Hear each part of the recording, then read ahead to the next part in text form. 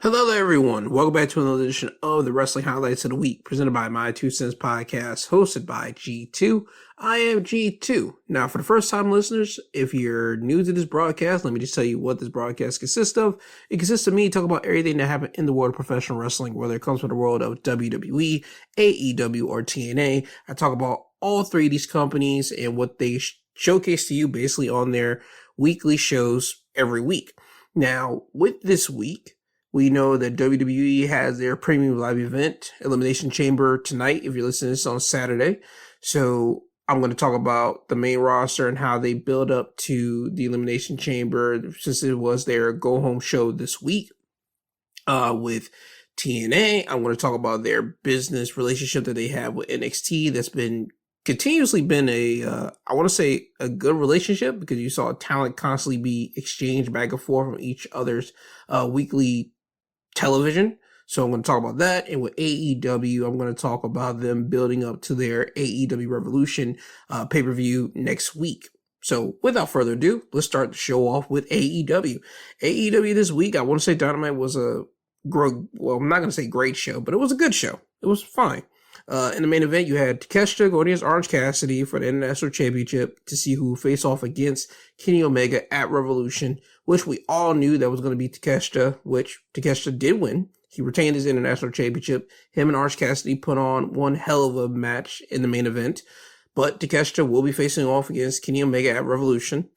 You had Will Ospreay going against Brian Keith. Will Ospreay will win that match. The reason why Brian Keith had a match with Will Ospreay was because Don Callis had to put a bounty on Will Ospreay's head, and Chris Jericho answered that bounty on behalf of Brian Keith. So that's the reason why we had this match here. You had a trios matchup of Daniel Garcia and FTR going against the Undisputed Kingdoms, Adam Cole, Kyle O'Reilly, and Roderick Strong. Adam Cole would get the win for his team when he would get Daniel Garcia in a roll-up. So Adam Cole would effectively get a TNT Championship matchup against Daniel Garcia on Collision tonight as well on Saturday by the time this episode is dropping. You had Hangman Page in a match. He went against Aaron Solo at the beginning of Dynamite, which was a squash match, which we all knew that was going to happen. Deonna Purrazzo went against Harley Cameron. Harley Cameron would defeat Deonna Purrazzo, as this is constantly building up the stock of Harley Cameron, because, again, she's a fan favorite in AEW. And you had the Murder Machines going against the Outrunners. And the reason why that match happened was because on last week's episode of Collision, you had the Hurt Syndicate come out after the Murder Machines, which are Brian Cage and Lance Archer, defeat a scrub tag team. And they came out and say, well, you guys are good, but you guys need to beat a credible team for us to take you seriously so you can get a shot at our tag team titles. So that's the reason why the Outrunners went against the Murder Machines on Dynamite this week. And the Outrunners, they would defeat the Murder Machines by distraction from the Hurt Syndicate. Because Lance Archer, I believe he had like Turbo Floyd in the air when he was going to hit the blackout. And the Hurt Syndicate music would hit.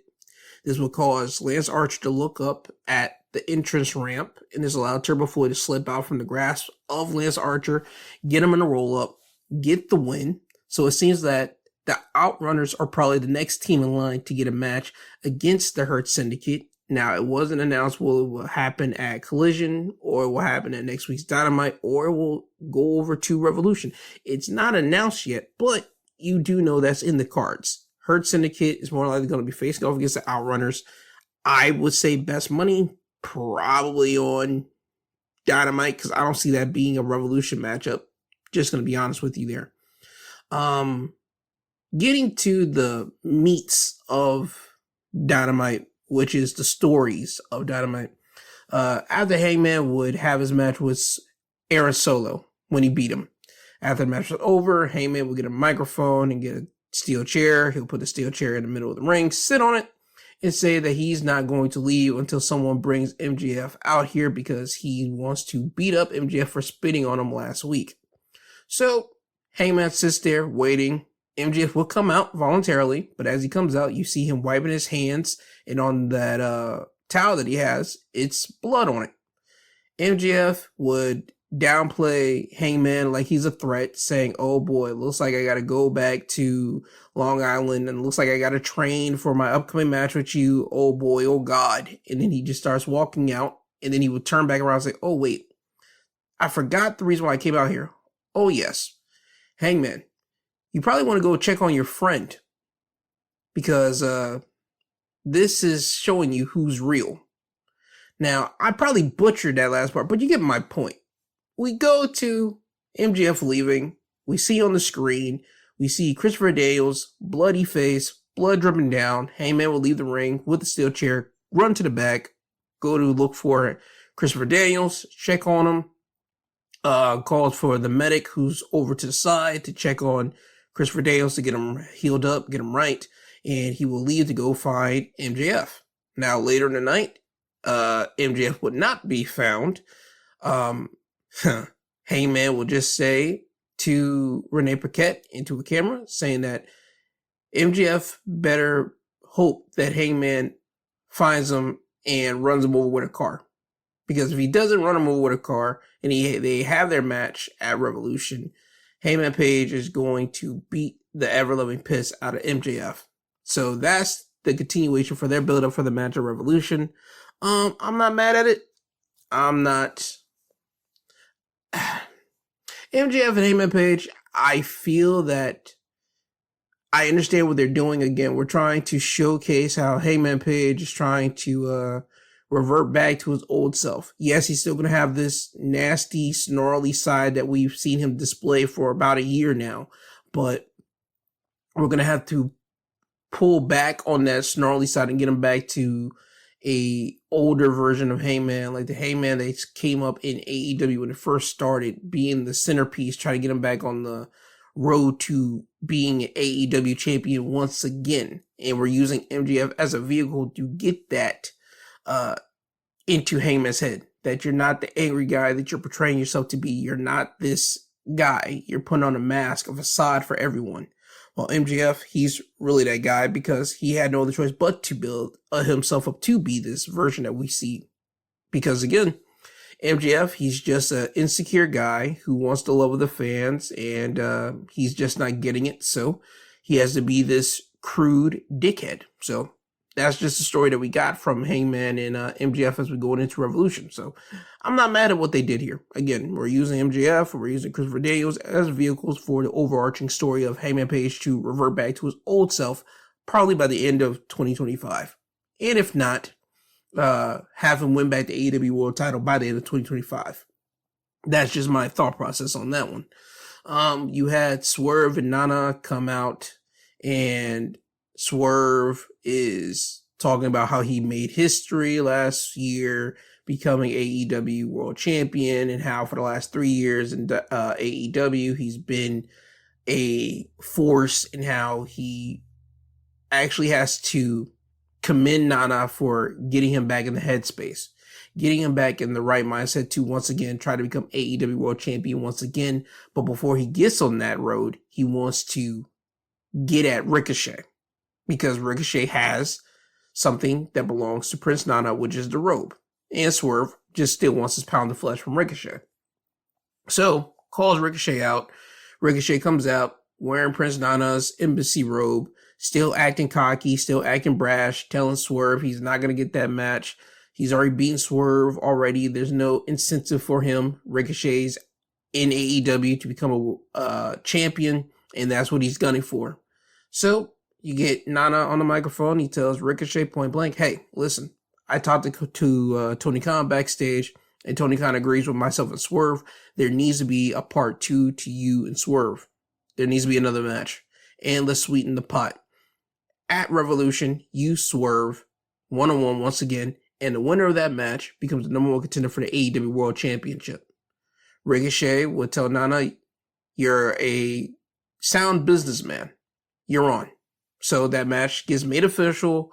Ricochet leaves. Swerve's about to leave out the ring, but Nana grabs Swerve by the arm again, pulls him into the ring, and just talks with him point blank and tells him, listen, I appreciate you. I appreciate everything to me you have done as business partners. I appreciate this collaboration that we've had, but Ricochet has my robe. Ricochet has the robe that I have bestowed to people. I even put on you, and that robe means a lot to me. And he tells Swerve point blank that he needs Swerve to get that robe back from Ricochet for him. So he basically tells Swerve the ultimatum that if Swerve isn't able to get that robe back from Ricochet, this partnership is just going to be done. Nana has to walk away from Swerve. And also in that conversation that Nana gives to Swerve, he tells him that he's taken a lot of bullets for Swerve.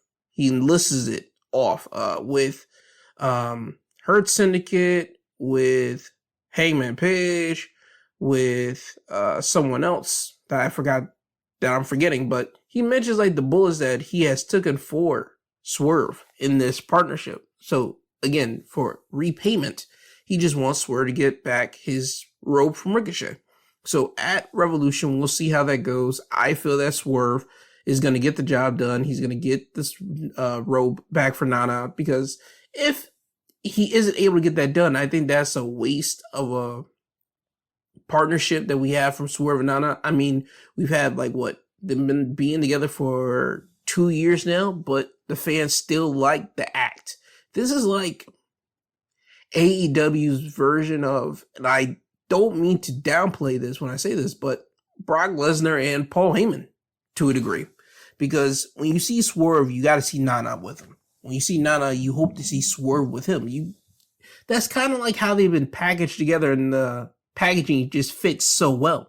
And if you're going to break up Swerve and Nana, and it's going to be because of this robe, I hope that we see Nana still in somebody's corner in some type of capacity. Hell, he can even make the switch over to join over with Ricochet. And again, that could follow the Paul Heyman playbook, the way that Paul did it back in 2002 when he came in with Brock. Brock was WWE champion. When Brock lost the title to Big Show, who was right next to Big Show's corner? Paul Heyman. And then they constantly did that, the exact same next thing. When when Big Show lost the title, he lost it to Kurt Angle in 2002. And who went right beside Kurt Angle? Paul Heyman. Yeah, that could be the thing for Nana. He could constantly just jump from one guy to the next. And I think that whenever Nana's around someone, whenever he has enough time, they become a fixture on television. And again, he was able to do that with Jimmy Rave back in the day in Ring of Honor. And again, that robe again means so much. So again, I'm hoping that that's just the way that we go. If you happen to break up the package dealing of a Swerve and Nana, hopefully Nana goes over to Ricochet and helps prop up Ricochet to the point that we need him to be. Again, that's just my thought process on that part. Probably might not happen, but we'll wait and see on that. The AEW World Title situation you had on Collision. Adam Copeland talking about how he wants to take out one member of Death Rider basically every week. And Collision, he did it with the help of the Undisputed Kingdom and someone else and another team. They were able to take out Pac. Pac was laid out. Adam Copeland was able to hit him with a concerto, so that's one member of the Death Riders down. Collision this week, we had Claudio looking for Adam Copeland. Adam will find him. They have a little tussle from the backstage to the ring. Yuta would pop out, and Yuta would try to beat up on Adam, and that was a 2-on-1 beatdown until Jay White's music would hit, and this allowed Adam Copeland to hit Claudio with a steel chair, hit him with a spear. Marina Shafir will get on the back of Adam Copeland, try to put on a sleeper hold. Can't put it on so well. Adam Copeland would get her off of his back, and Yuta will try to hit Adam with the Psycho knee, but Adam will move out the way, and Yuta would accidentally hit Marina Shafir, knocking her down. And now you got Yuta looking in bewildered with his mouth open. Adam's looking at this. Jay White, he's here. Has a smile on his face. And you see him get in the ring. He hits a Blade Runner on Wheeler Yuta. Adam Copeland hits Claudio with a spear. He hits Claudio with a concerto. So now Claudio's out. And now you get this stare down, right? Of Adam Copeland putting Marina Shafir's head on a chair now. And he wants to hit her with a concerto. And now you may be wondering yourself, where's Jon Moxley in all this? Well, Moxley's at ringside. He wants to jump the barricade, but Jay White, he has a chair in hand, and he's looking at Moxley, daring him to jump over. So now Mox can't do nothing but just to watch. And you see Adam Copeland with a chair in his hand, and he's contemplating whether he wants to. No, he's not whether he wants to. Excuse me. He wants to hit Marina with a concerto. And as he raises the chair over his head, Willow Nightingale's music would hit. Willow comes out, and she is handed the chair from Adam. And the reason why Willow's out here is because for the last 2 weeks, Marina Shafir has been attacking Willow behind the scenes and just put a beat down on her. So this is Willow's receipt. So Willow will take the chair from Adam, hit a concerto on Marina. So now Marina is out. So 2 more members of the of the Death Riders are out of this equation. So now you're only down to Moxley and Wheeler Yuta.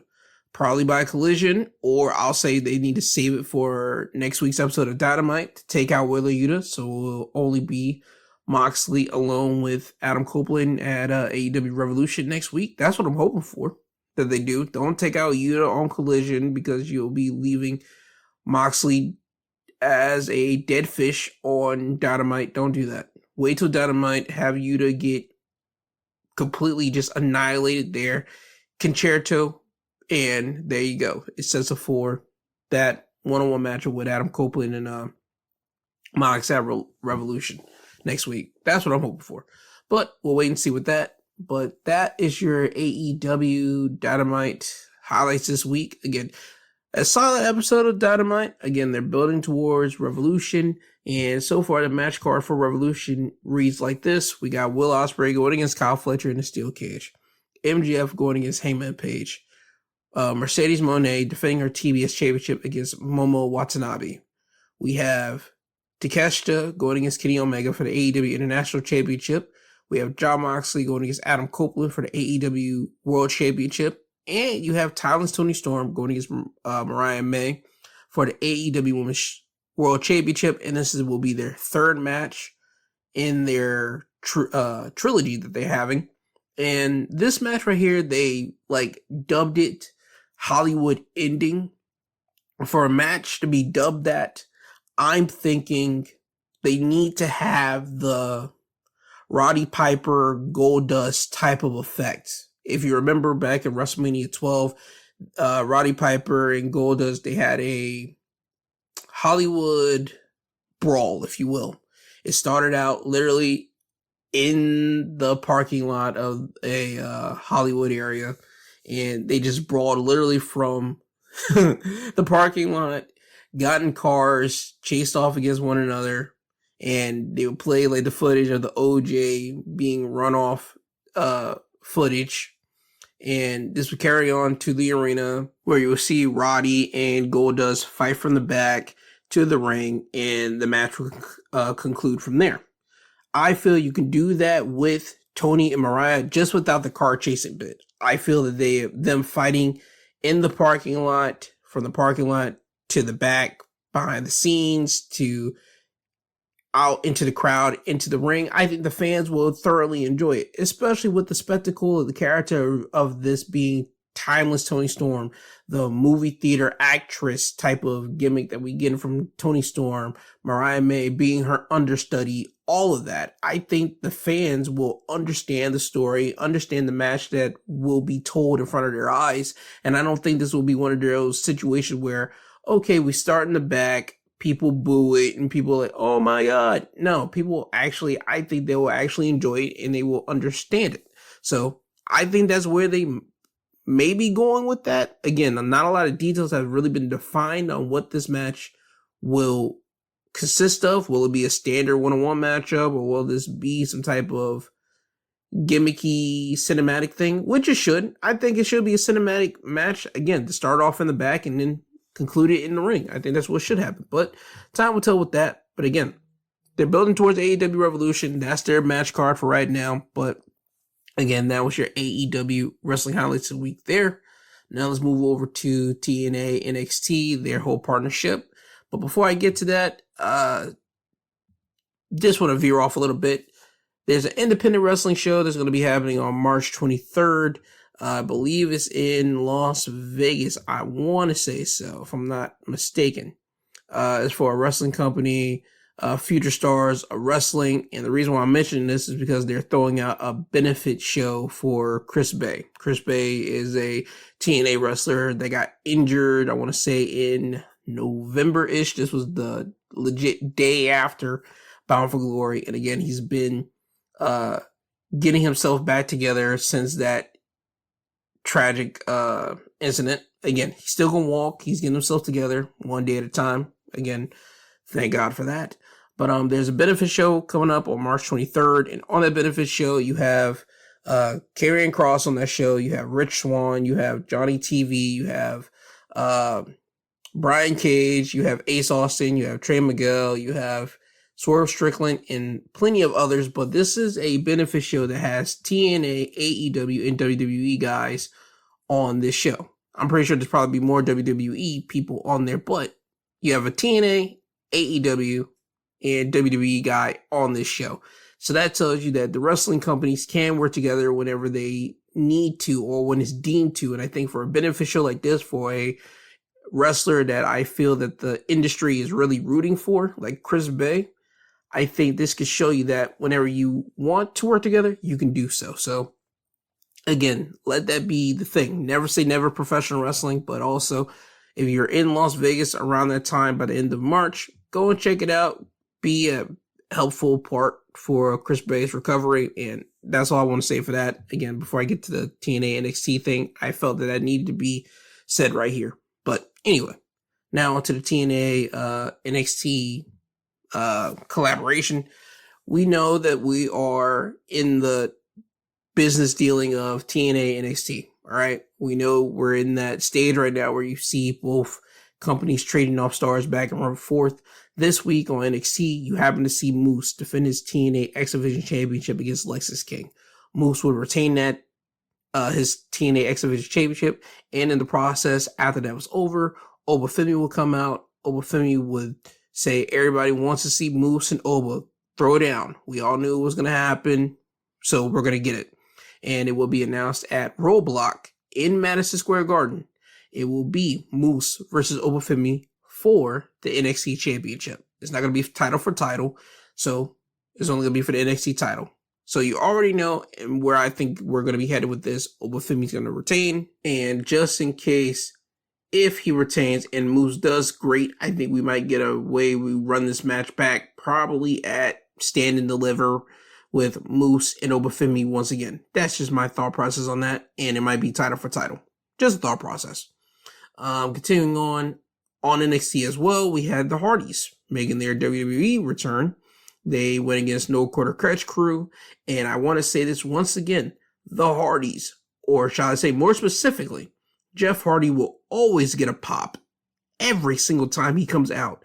Now, I hate even to say the kids, but people now will say the aura of this person, aura of that person. No. The it factor. Jeff Hardy has the it factor. The whole perfect packaging of Jeff Hardy, that's what this thing is whenever he comes out and he electrifies the people. Somehow, some way, you can't really point on what it is about Jeff, but you know it once you see it, and once you see him comes out, you see the fans get so hyped up for it. You see him in the ring, people will get hyped up for him, and you see when he hits the swanton, people get so up and antsy for it. That mofo has it, and he's always had it, always had the pop, and they continued on this week in NXT as well. Hardys beat No Quarter Catch Crew. And by the way, No Quarter Catch Crew, I feel it before this year should be over. They should hold the NXT tag titles because Miles Bourne and Tavion Heights, they've been putting in that work as a tag team. So just want to throw that out there. But Hardys defeated No Quarter Catch Crew. Fraxium, the NXT tag team champions, they were on the ramp when this stuff was going down.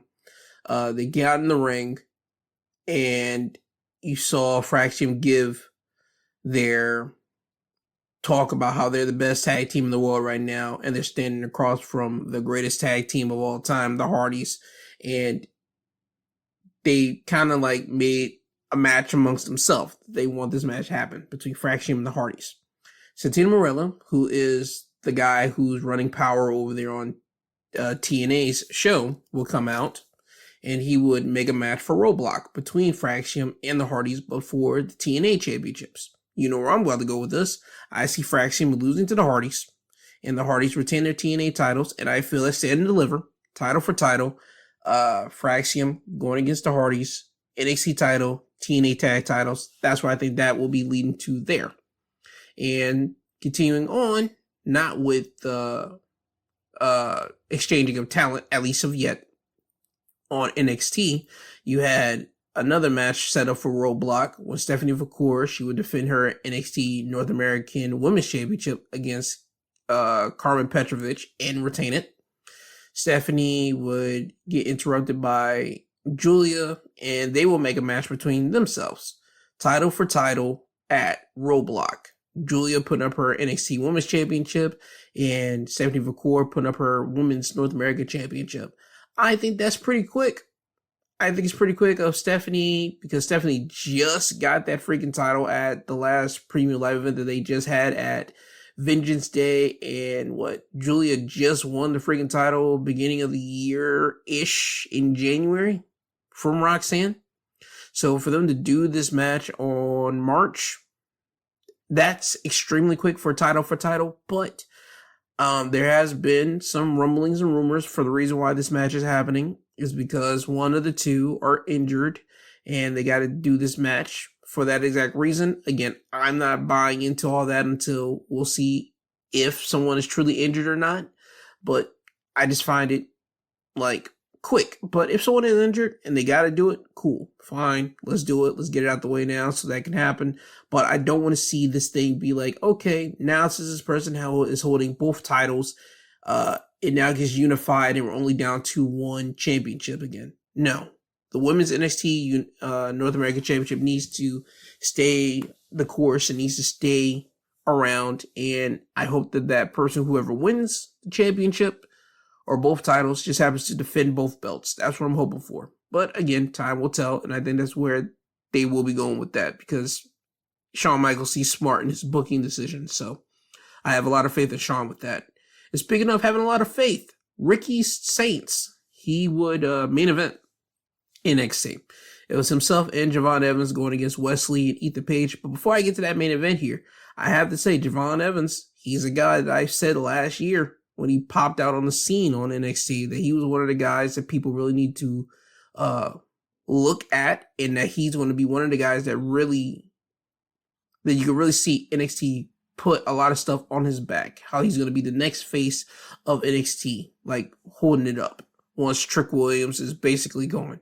And Javon Evans, he tried to cheer up Trick because Trick's backstage.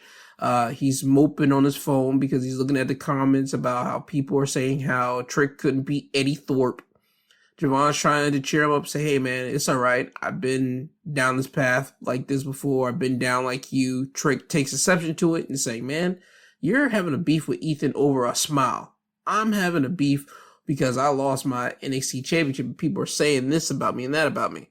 And Trick is just being mad aggressive with Javon, and Javon is saying, oh, so you about to crash out? And Trick said, yeah, I'm about to crash out. And Javon said, oh, looks like I gotta do something then. And before this gets to those two just like throwing hands, Ricky would step right in between and he would be like, yo, what's going on? And he would just extend his hand out to Trick saying, hey, I'm Ricky. And Trick would say, yeah, I know who you are, and just walk away.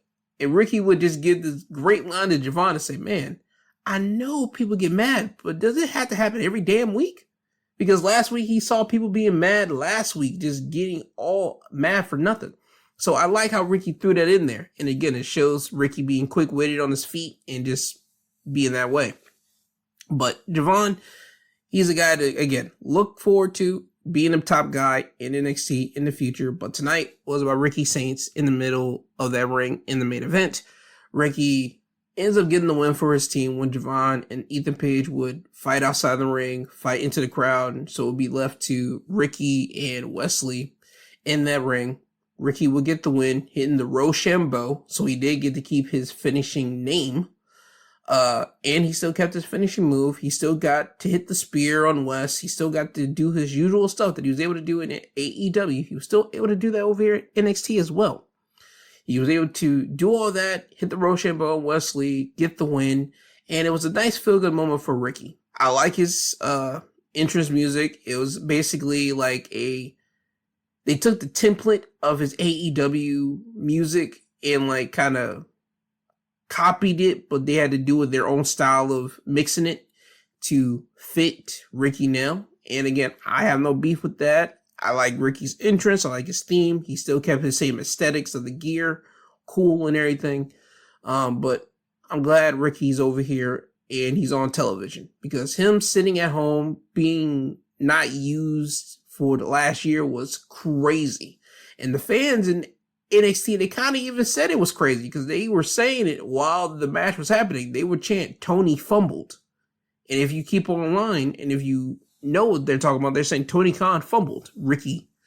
And I feel that way. I think Tony Khan fumbled Ricky Starks. And again, that whole last year, they could have used him, but hey man, they didn't want to do so. So now he's over here in NXT. He gets to show out, and I'm happy for him, truly. So hopefully he continues on with this path that he's on right now of just continuing to show out.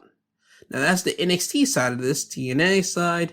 TNA, you had Obafemi in the main event with the Hardys going against the Systems, Moose, Brian Myers, and Eddie Edwards. You had Mike Santana going against NXT's Oro Mensah. You had Wesley on commentary watching Ace Austin going against Frankie Kazarian. You had the TNA Knockouts Women's Tag Team Championships being defended when Spitfire went against Heather and Ash by Elegance. And I think that's all the matches that technically happened this week. Oh no, and you also had Steve Maclin going against Casey Navarro.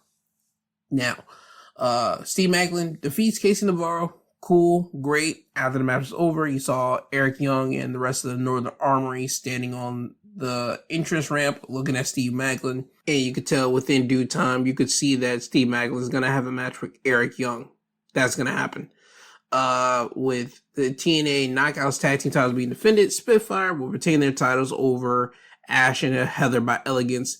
And the stipulation for this match was whoever lost this match was supposed to be the personal concierge for the winning team, which means the servants, butlers, butlerettes, if you will, for the winning team. Spitfire wins, retains their TNA Knockouts Tag titles. So you see Heather and Ash throughout the night in a couple segments doing things for Spitfire. Here's my thing. I want this thing between Spitfire and Heather and Ash by Elegance to be over, be done, because and I don't mean to say this in a bad way, right? I want other people to get shots at those TNA Knockouts Tag Team titles. I do. We're in an age where you have, again, the partnership of NXT with TNA, and you see people flowing from either brand to the other side. I would love to see Lash Legend and Jakara Jackson pop over into the TNA realm and fight for those TNA Knockouts Tag Team titles. I mean, what was it in the summer? Whenever we were getting the inklings of this deal, you had two girls from the NXT developmental, like it was still NXT, but they got a little bit of shine on television last summer. But I think they're probably now on NXT Level Up. They would pop themselves over on TNA, and it seems that they were doing something with them until they pulled them back over to NXT over there. So again, I would love to see Lash Legend and Jakara Jackson pop over and have a little crack at those TNA Knockouts Tag Team titles. I mean, you had Oro Mensah here, who's part of Metaphor with Jakara and Lash, pop up on NXT not NXT, but TNA this week, and go against Mike Santana. By the way, great match between those two, by the way, too. But you had Jakara and Lash not pop over yet. I would love to see them pop over, because Danny and Jody, they need more competitors. They need more challenges for those TNA Knockouts Tag Team titles? They do. Because you're only constantly being stuck with Heather and Ash. Or it was Wendy Chu and Rosemary. Those are the only two. No, there's more people you can do it with now. So hopefully we get them over there. Do something with them over there. Lash Legend, Jakara Jackson. Let them go over there. Do their business with Spitfire. Hell, have them win the TNA Knockouts tag titles. And have them have their first tag team gold. If you don't want them to hold the WWE Women's Tag Team titles yet, have it be a running test trial with the TNA Knockouts tag titles. Let them do that there. Again, just a throwing out process there. Just to say. But Danny and Jody Spitfire, they need more teams to compete with for those TNA Knockouts tag team titles. Just want to throw that out there. I said Ace Austin going against Kazarian with Wesley being on commentary. Wesley will distract Ace Austin, and this will allow Kazarian to hit a cutter on Ace Austin by springboarding Ace into the ring, hitting the cutter. 1, 2, 3. After the match is over, Wes will come in with Tyson and Tyreek and start beating up on Ace Austin until the Rascals would run down, make the save, and you see Wes and his guys leave the ring. As again, this is building up for their match, a Sacrifice, the 6-man tag between these two teams. Cool. Main event, Moose and Brian Myers and Eddie Edwards going against Obafemi and the Hardys. Solid 6-man tag matchup.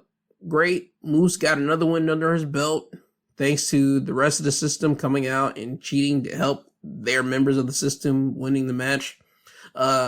You didn't see much of Moose and Obafemi interacting with one another. Again, you want to save that for their match at Roadblock, but you did get to see them touch a little bit towards the end of the match, and the crowd, again, was hyped up for it. So that tells you, again, whenever they have their match at Roadblock at Madison Square Garden, it's going to be good between those two.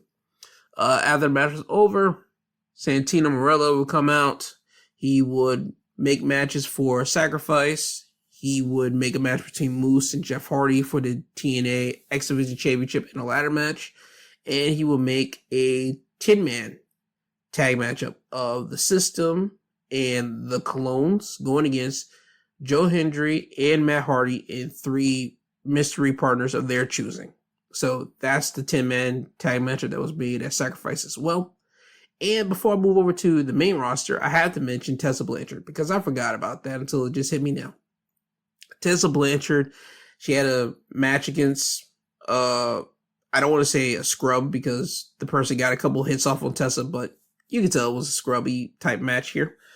Tessa ends up winning, so Tessa continues to participate in TNA wrestling because that was the deal. Because last week she was supposed to wrestle, she didn't. Santino told her that if she didn't wrestle this week, she'd be fired, so she competed. The fans still not liking Tessa Blanchard. It still puts, I'm not going to say puts TNA in a weird position because they got her there for this reason. They know her talent, and again, I said it once they brought Tessa back, that if the talent is able to work with her or wants to work with her, hey, who am I to say anything as a fan just watching the product? I mean, if they're capable and willing to work with her, what more can you say? Now, the fans at that arena, though, they're going to constantly chant what they want to chant because, again, they booed her. They would chant things at her. Again, last week she got a chant of she's a racist, again, because of some of the stuff that was alluded to Tessa some years ago. And again, that never rubs off of your character, especially whenever it gets hinted at on the internet. And a lot of people are able to back up you just being a nasty person at that time. Yeah, it puts TNA still in a weird position, but I mean, if they can still handle it and they can still juggle with it, who am I to say anything? But Tessa will win. Tessa's aiming for the TNA Knockouts Championship. Masha Slamovich. Masha was in the back watching it, and she would get attacked by Cora Jade. Cora Jade would tell Masha that they have a match at Sacrifice, and that she's going to take the title off of Masha at Sacrifice. So there's that. Now, with that being said, that was your TNA NXT wrestling highlights of the week, and now we move over to WWE's main roster. So now we're off to the main roster. Main roster was pretty simple and easy. You know, this was their last week since this was their go-home shows for Raw and Smackdown leading up to the Elimination Chamber. Raw, you had Penta, Ludwig Kaiser, Pete Dunne, triple threat match. Ludwig Kaiser will win that. Lyra Valkyria put up her Women's Intercontinental Championship on the line against Dakota Kai. Lyra will retain her Intercontinental Championship. Braun Breaker went against Dominic Mysterio. Braun Breaker will win that match thanks to disqualification because Judgment Day interfered. It ended up with Dominic Mysterio being laid out, Carlito being laid out, and you see Braun Breaker having to stare down with Finn Balor. You had the New Day going against the LWO. New Day would win that matchup. Gunther went against Akira Tozawa. Gunther would beat Akira, which that came to nobody's surprise. And in the main event of Monday Night Raw, you had Liv Morgan and Raquel Rodriguez becoming your new WWE Women's Tag Team Champions by defeating Naomi and Bianca Belair thanks to help from Dominic Mysterio playing interference. Now, the main things coming out of Monday Night Raw was Logan Paul coming out. He talked his trash, talked about how he's going to win the Men's Elimination Chamber. Punk will come out. Punk would call Logan Paul a flash in the pan, a guy that people simply don't respect and people probably don't care because nobody really knows who Logan Paul is in the world of professional wrestling. And by the time people might get to know who he is, Logan Paul will already be out of the business. Logan Paul would take exception to that. He would slap CM Punk in the mouth, which was set up for a pretty interesting situation because we had another run-in with those two guys on SmackDown, but I get to that. You had Cody Rhodes coming out later in the night. Cody talks about the idea of Rock and Rock giving him that proposal to join him, be his champion, be the guy for Rock, giving Rock his soul. And as Cody is mauling this over in front of the people, Seth Rollins will come out. Seth will come to Cody, tell him, what do you think you're doing? You haven't gave Rock your answer. You should have slapped him across the face. Right now, you're slapping me across the face because you are just thinking about that. You're the WWE champion because of me. I sacrificed myself to give you that championship, and right now, what are you doing? Basically, that's what Seth's getting at with Cody. And he's telling him, don't make me hate you, Cody. Because, again, Seth did sacrifice a lot. Seth sacrificed his body. Cody even acknowledged that to Seth. But he also told Seth point blank, listen, you're not going to be able to come down on me and try to bash me. Because maybe The Rock didn't go to you because he knows your soul's already been compromised. And Cody will list off the stuff that Seth did in his time, turning his back on the Shield, enjoying it with the Authority, shaking hands with Cody after Cody had their match with one another at Hell in a Cell a couple years ago, and hitting him in the back with a sledgehammer, basically saying that Seth has no room to judge whatever Cody does, if Cody even makes the decision to join Rock and be his champion. Seth will tell Cody, you know what, you're right, but I don't want to see you do that because I want to try to stop you from going down the exact same path that I did. And he hopes to see Cody in the main event of WrestleMania because Seth makes the proclamation that he's going to win the Men's Elimination Chamber. You still have the continuation of Gunther playing up to Jey Uso as well on Monday Night Raw. Whenever he was beating up on Akira Tozawa, he beat him up because he sees Akira as a character wrestler, as a joke, a sports entertainer. And he's doing this just to pray Jey out to come down to the ring. Jey would take the bait, but Gunther would leave. But the damage was already done. Gunther already beat up on Akira Tozawa. He beats up on Otis. And again, this is all just to get Jey angry. And again, to prove that Gunther is better because we're in the world of professional wrestling, not sports entertainment. And Gunther is a pro wrestler's pro wrestler. So again, the battle of Jey and Gunther is literally sports entertainer going against professional wrestler, and that's what this is all about between those two guys, and how Jay is looking to prove every doubter wrong at WrestleMania. So that's the important stuff that happened on Raw, SmackDown. The matches that happened were you had a tournament to crown the number one contender for the U.S. Championship. You had Braun Breaker going against Carmelo Hayes, LA Knight going against Santos Escobar, and originally it was supposed to be Andrade going against Solo Sikoa, but Solo Sikoa will forfeit his spot to Jacob Fatu, and he does it in a manner to tell Jacob that he wants Jacob to bring the gold back to the family. He wants him to bring the U.S. title to the family, and Solo's doing this as a way to show Jacob his love for Jacob. And as he's telling Jacob this, Jacob and Tama Tonga, they will look at one another as Solo was saying this. And again, Solo is trying to manipulate Jacob because, again, Solo is trying to be another version of Roman, because this is another tactic that Roman Reigns would do out of his playbook. And Jacob Fatu, he's clearly too smart for this, because you could see in his face and in his eyes, he's not really falling for it. But he does take the opportunity. He does take Solo's spot, and he does go against Andrade. Jacob would beat Andrade to advance. LA Knight would defeat Santos Escobar to advance. And Carmelo Hayes would beat Braun Strowman by disqualification by pulling Eddie Guerrero when the referee was distracted because Tama Tonga and Solo Sikoa interfered in the match. There's a chair in the ring.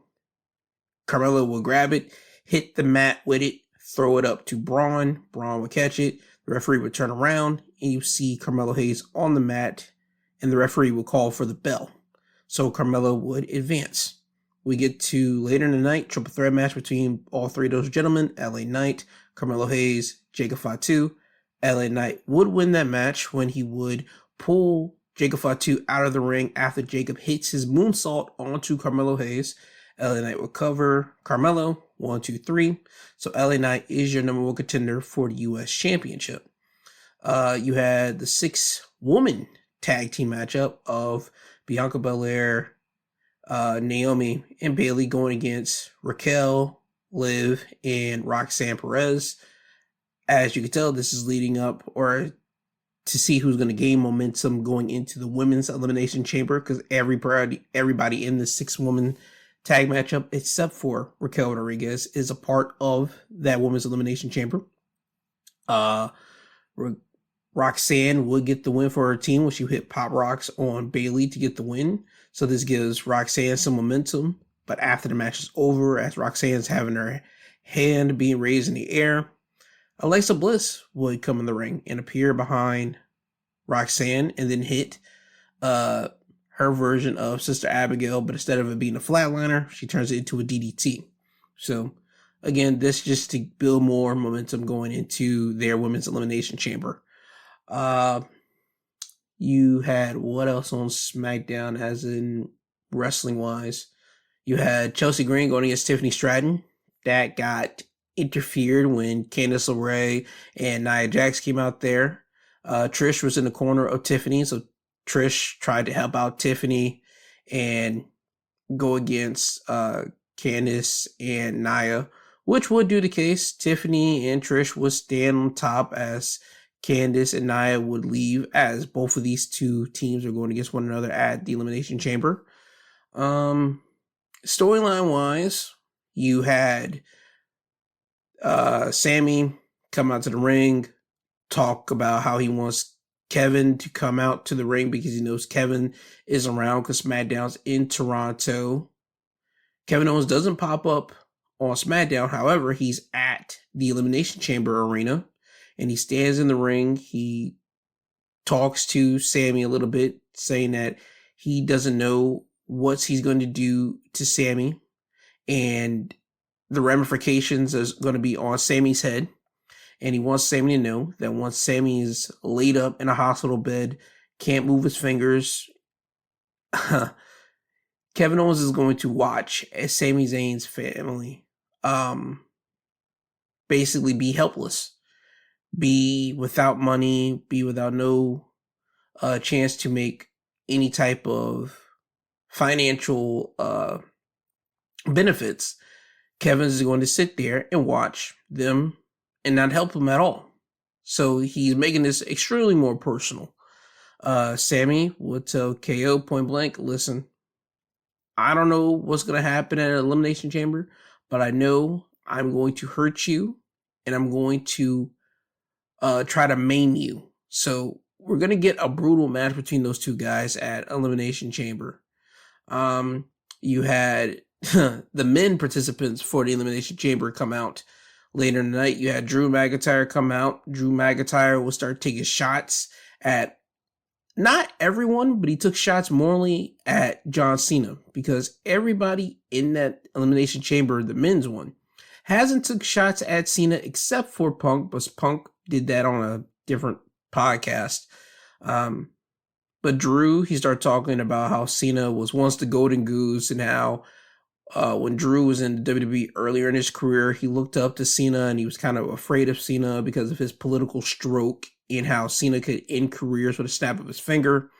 But Drew isn't scared anymore, so he starts just throwing little shots at Cena here and there.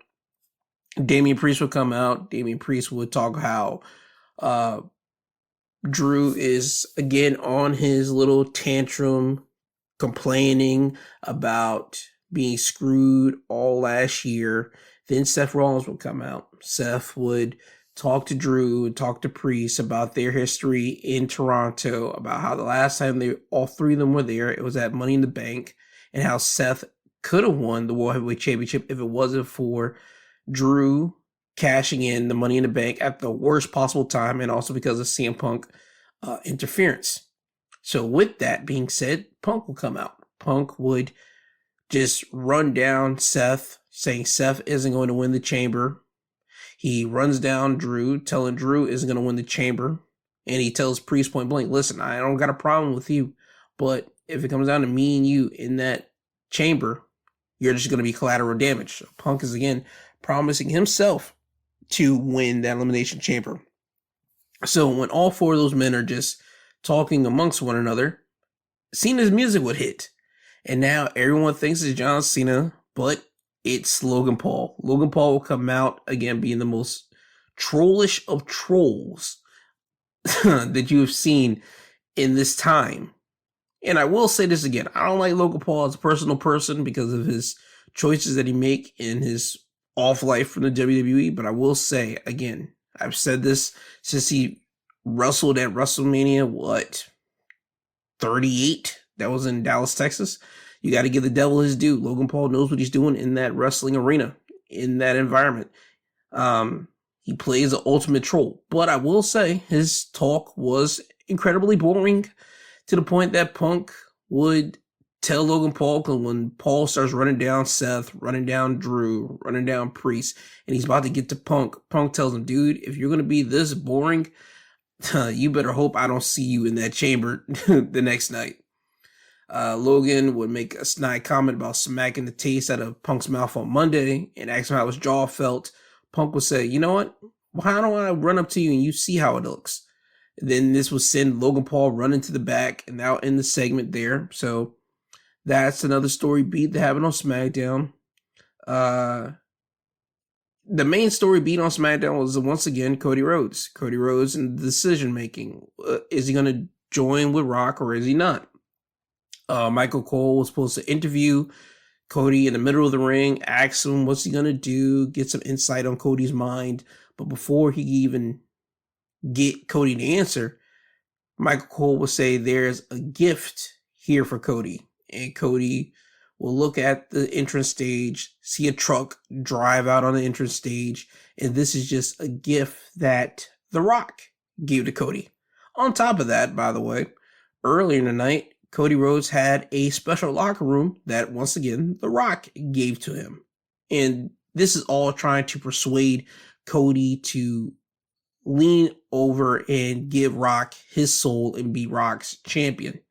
Now, periodically throughout the night, you'll see different people tell Cody, hey, you probably need to join Rock or you need to deny Rock and don't be his champion.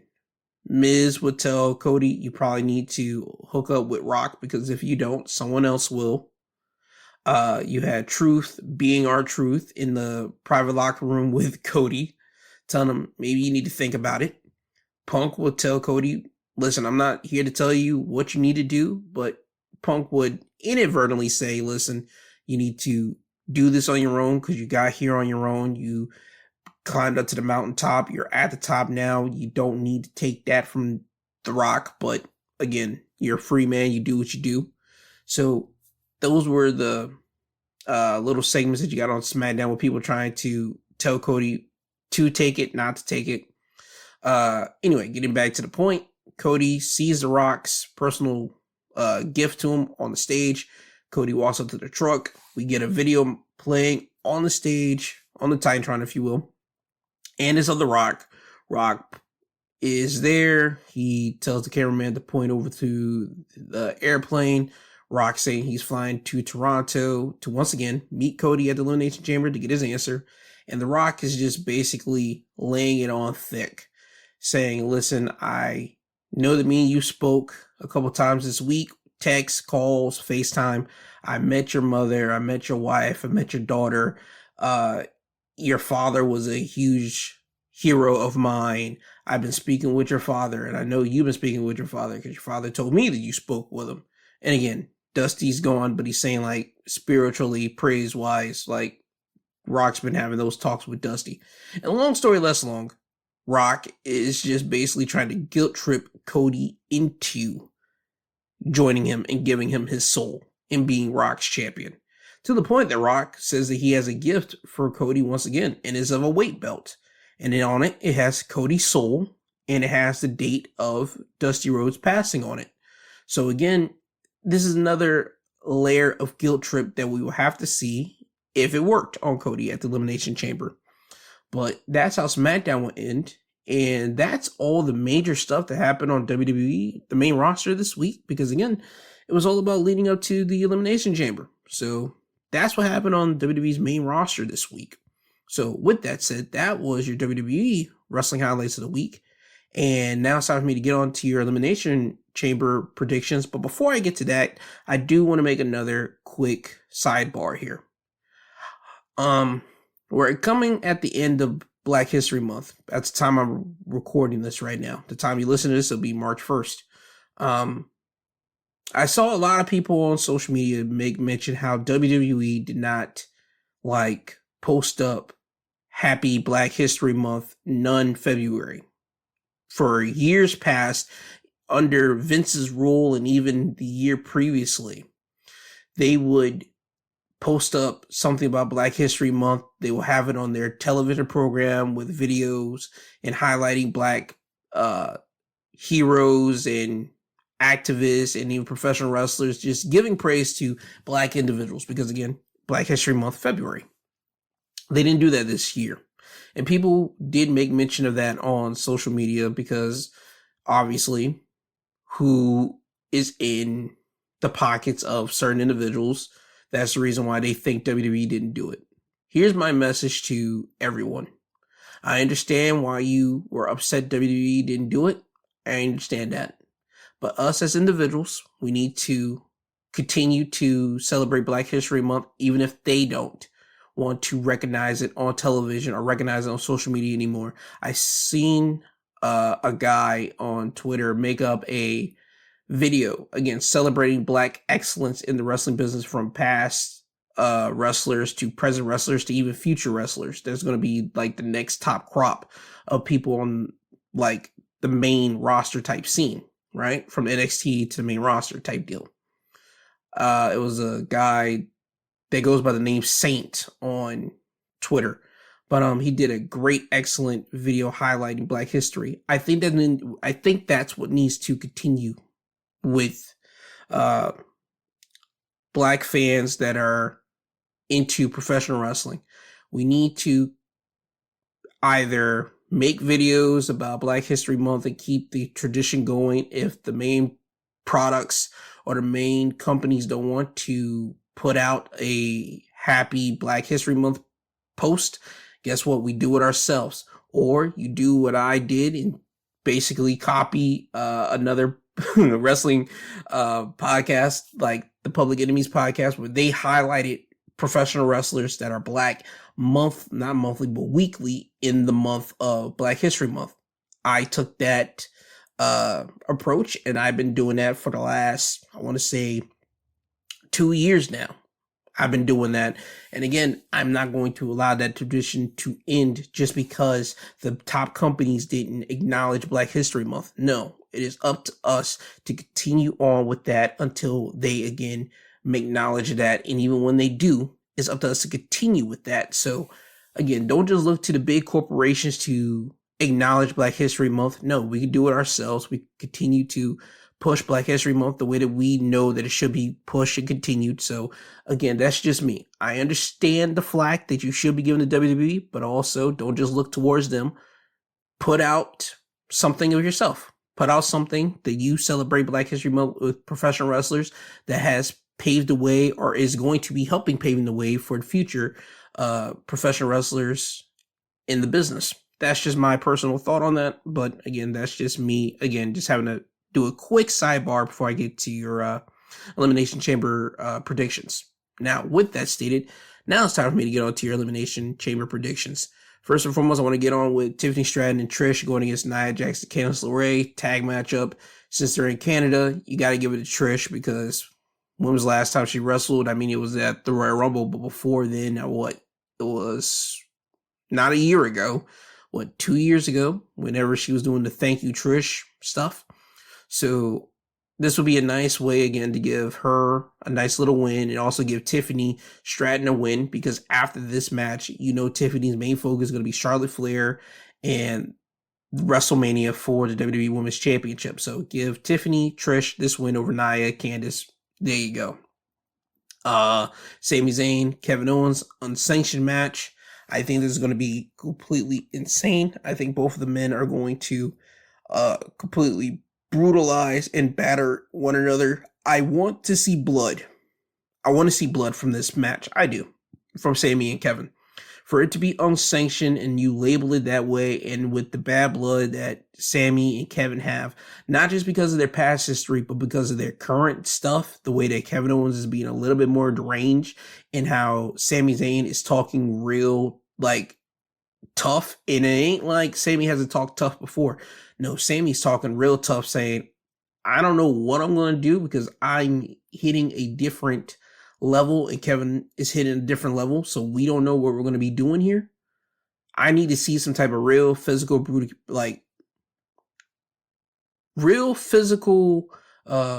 brutalization from both gentlemen, and bleeding needs to happen. So in the end, I expect, if anything, you know what? We can give this to Kevin because Sami losing will not hurt him.